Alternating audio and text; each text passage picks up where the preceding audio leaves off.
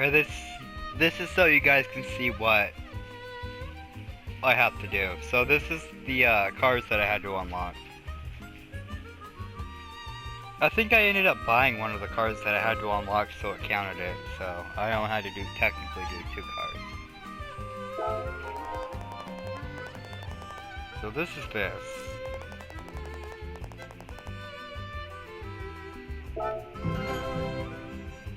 And I got a reward, of course, for doing it. Let's go to him. So those are all the cars that I had to unlock. GT class, Nissan GTs, which are... The Nissan GTs, they're... You soup them up right, they could be pretty fast. They are pretty nice cars. Oh man, old school car. Yeah. That's an old classic right there. Oh my gosh, I haven't seen one of those on the streets since I was a kid. Oh, the last time I saw one of those was probably when I was about 15 years old. That's a nice car. Oh. I like that. I like that old school look. Man, them old school cars you could just make look so mean. That's a nice car too. Matter of fact, if I'm not mistaken, Paul Walker owned one of these cars right here. Rip in peace, Paul Walker.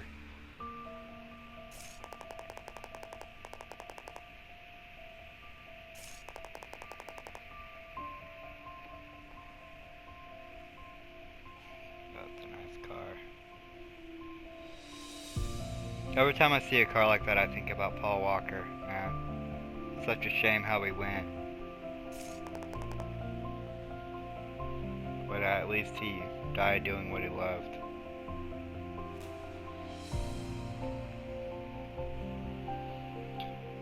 Except, he honestly should have been a man of God.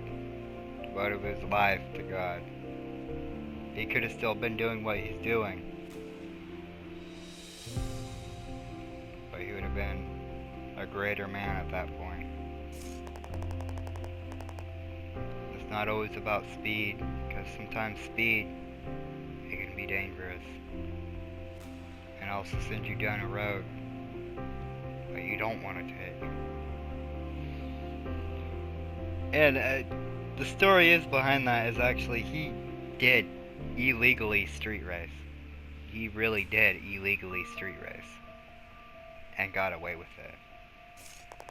They never caught him.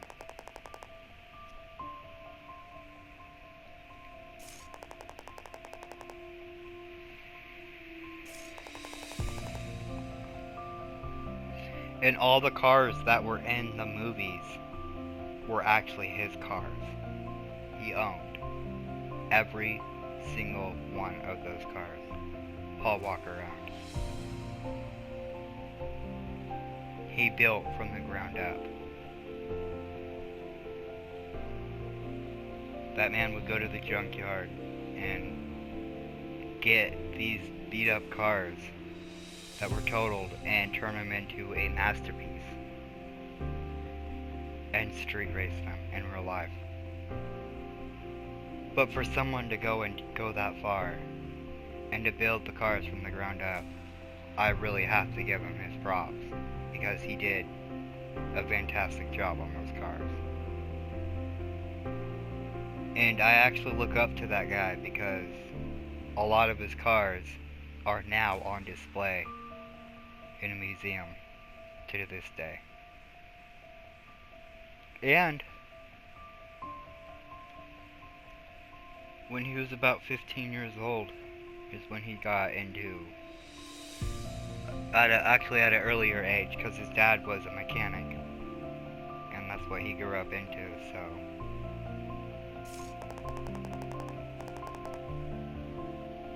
Paul Walker, God bless your soul.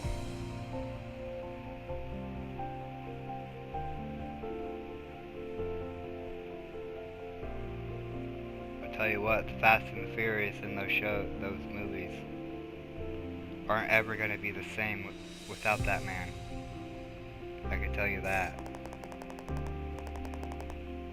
I did a lot of research and stuff on him. He was one of my favorite actors. I loved all his videos. Once I learned more about him, that's when I knew that he was nothing but for cars and racing. And sometimes that could be a good thing, but also it could be a bad thing. And for his case, with the Porsche that he was driving that day, he let the speed take over.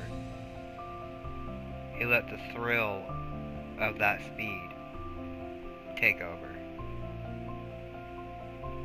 And that's why he wrecked.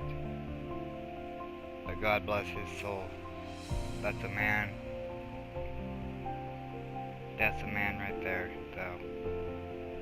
And I'll always love him for everything he has done. From building those machines to the ground up. It's a shame the way he went, but he made some dang good videos, good shows, good movies. You guys gotta do some research on him, because that guy built some beast of machines.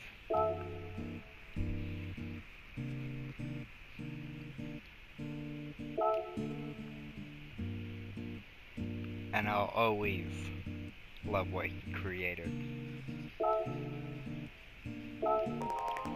So what's World Touring Cup 700? So these are the slow cars, I'm guessing. World Circuit and enter the World Touring Cup 700. So what are these cars? Name of suggested 4 cars of up to 700 pp. Alright.